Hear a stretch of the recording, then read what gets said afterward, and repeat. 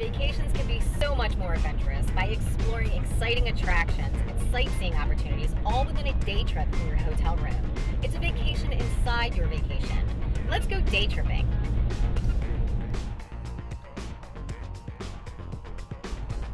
Arriving at destination on left.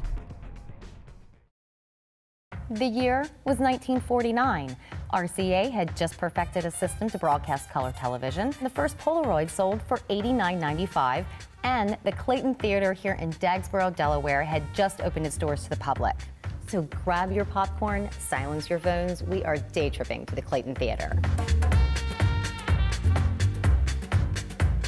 As you can see, we're here with the mastermind, Joanne, who is the owner and operator of the Clayton Theater. So how did you become the owner? Well, my husband Ed and I came up here. We moved up to Delaware in '96, and I was looking for a business, and the Clayton Theater was one of our favorite places to come. We came in one night and discovered that it was for sale. We came over the next day, looked around the building, and we put in a contract that day. It's kind of crazy, but we did, and we loved it.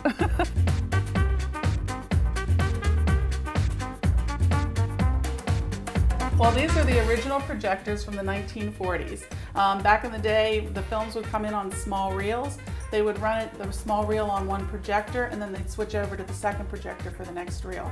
We still do that, but we're able to combine more of the small reels onto a large reel. And we do the same thing on the other projector. We have a switcher on the floor that we can switch over between one projector and the other. So Joanne, we've seen a lot about the theater so far, but what makes Clayton Theater special and different? The Clayton is a throwback to the past. You can really feel the history when you come to see the movies here. We've got a balcony, we've got, a great concession stand. It's like old hometown feel. So from its long history to its unique operation, there is something magical about the Clayton Theater. Now, the movie is about to start. To go day tripping to the Clayton Theater, enter 33246 Main Street, Dagsboro, Delaware, into your GPS. For all your fun under the sun, your vacation starts on beach television.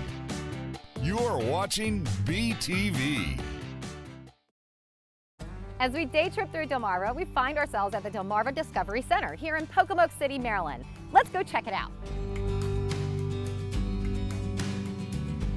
We are inside the Delmarva Discovery Center with Sarah, and we are in the aquarium portion of the building. And why don't you tell us a little bit about it? Sure. Behind us is a 6,000-gallon tank, and we have a lot of species in our tank. We have all species native to the Pocomoke River. Some of them you wouldn't find anymore. You wouldn't find the Atlantic sturgeon, which is an endangered species. There's a lot of great things about this tank. I love our long-nosed gar. They have a very long snout that they actually can break through the water and breathe oxygen. So they're pretty amazing animals.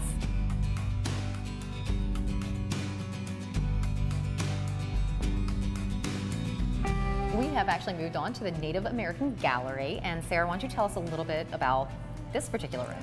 Sure. The Delmarva Discovery Center focuses on the cultural, historical, and natural components of Delmarva.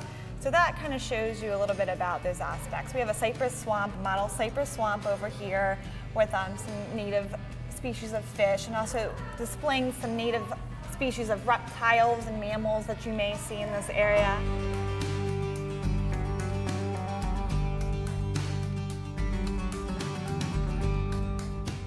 Here we are aboard the Bay Queen with Captain John. And Captain John, why don't you tell us a little bit about what the Bay Queen does for this area? Okay, well, we're on the Pocomoke River, which is a beautiful scenic river in Pocomoke. And we do daily trips, and we work in conjunction with the Discovery Center. And we do a lot of trips from school groups to private groups to daily groups where you can just come see the Discovery Center and jump on the boat at 1 o'clock.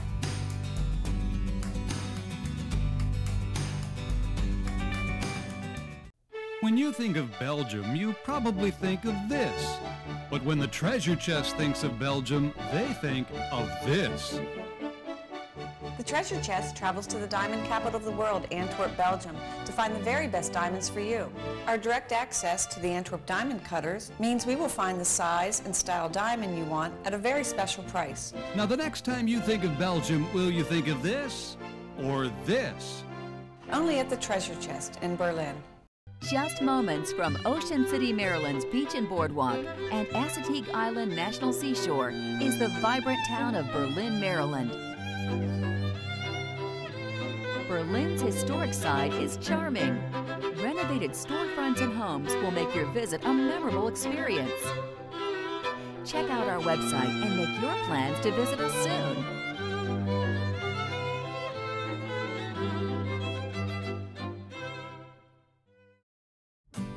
This day trip is such a great idea, and it's just a short drive from the beach area. Hey, check it out! It's the Country House. It's 805 East Main Street in Salisbury. Make sure you stay on Route 50 Business and make the left onto Main Street. Arriving at destination. It's the largest country store in the East with 21,000 square feet of wonderful stuff. The Country House has lots of exclusive items you won't find anywhere else, and they even have items for every style. You'll find all the looks that you see in the magazines and so much more.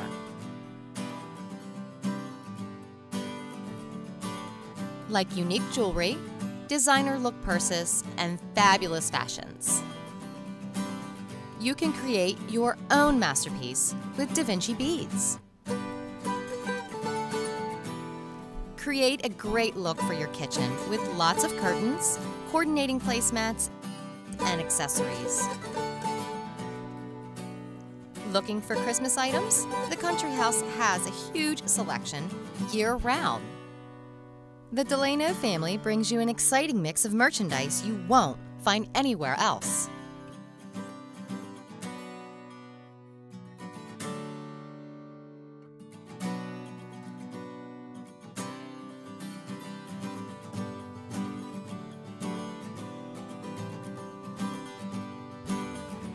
No visit to the shore is complete without a visit to the Country House. It is worth the trip. Remember, the Country House outlet is open on Saturdays from 10 to 5 and special hours during the summer. The Country House is a great destination, and it's an easy drive from the beach areas.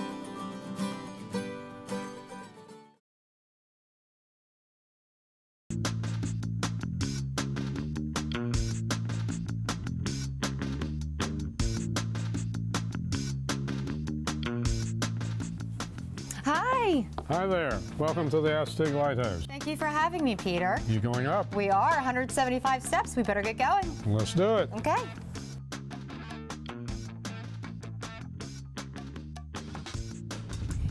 Peter, how high off the ground are we in this lighthouse? Right at this point, we're approximately 125 feet. The lighthouse in total is 142 feet. At this point right here, we're about 125 feet. But that's not above sea level because again, the dune is 22 feet tall, so that would make this about 147 feet above sea level. The first Assateague Lighthouse was built in 1833 to warn ocean travelers of the dangerous offshore shoals. With construction of the lighthouse, Assateague Village became established northeast of the lighthouse.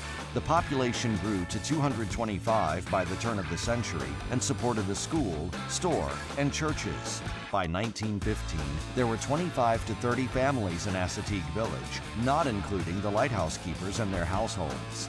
The last person to leave the village was the village's one general store. Today, the village site is marked only by some building foundations and a cemetery. In 1943, the S.B. Fields family, the principal landowners on Assateague Island, sold their property to the U.S. government for use as a national wildlife refuge. To visit the Chincoteague Wildlife Refuge and the Assateague Lighthouse, set your GPS to 8231 Beach Road, Chincoteague Island, Virginia, 23336. It's amazing, you know, at the end of a day or at the end of the week to take a look and just see where people are coming from.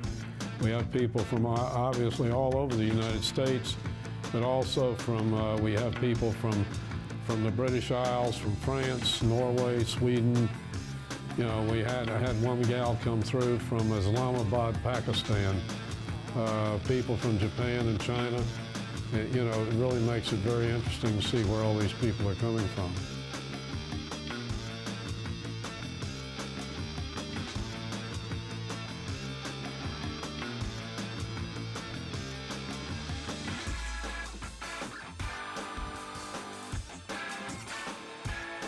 visitor center at the refuge is here to orient you to the trails, what to do outside, a little bit about the history of what was here before it was a refuge and what the Fish and Wildlife Service does to manage the refuge and the wildlife here. For all your fun under the sun, your vacation starts on Beach Television. You're watching BTV. Hi, I'm Joel Hamilton, the zoo director here at the Salisbury Zoo, one of the few free zoos in North America.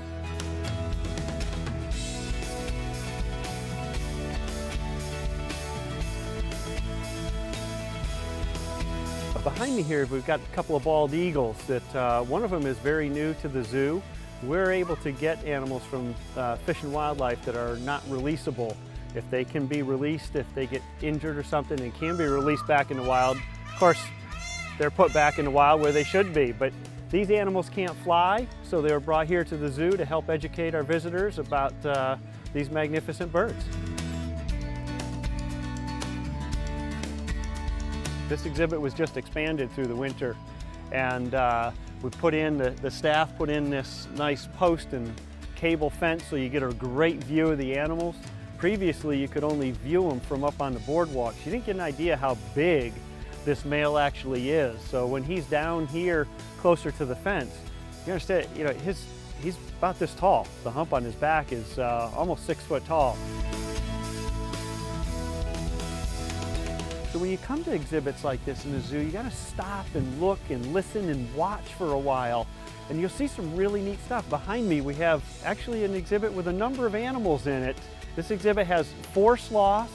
There's a big bird called the great curassow roaming around, and there's actually iguanas in here. And later on in the summer, we'll have a pair of titi monkeys in this exhibit. We've got some nice cats here. You can see one of them is the normal color, the spotted cat that you'd see around. And then we've got another one, a black one. It's also called melanistic. To plan your day trip to the Salisbury Zoo, visit us on the web at salisburyzoo.org or call 410-548-3188.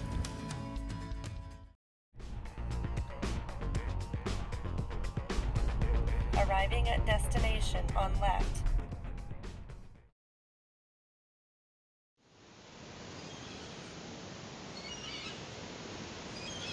This is SeaTalk Ocean News from the University of Delaware. You won't find Atlantic ribbed mussels on many restaurant menus. Though this native creature is edible, it's larger and tougher than its more delicious cousin, the blue mussel. Atlantic ribbed mussels, which are named for their corduroy-like shells, play an important role in the marsh ecosystem, where they can be found among grasses protruding from the mud. When the water level rises with the tide, they open their shells slightly and draw in water, which they filter for foods such as algae. This filtering action does a great service for places like Delaware's inland bays because it helps clarify and clean the water. In fact, a large group of ribbed mussels can filter and refilter the entire volume of water entering a marsh during each tidal cycle. This is SeaTalk, a public service announcement from the University of Delaware, the Delaware Sea Grant College Program, and this station.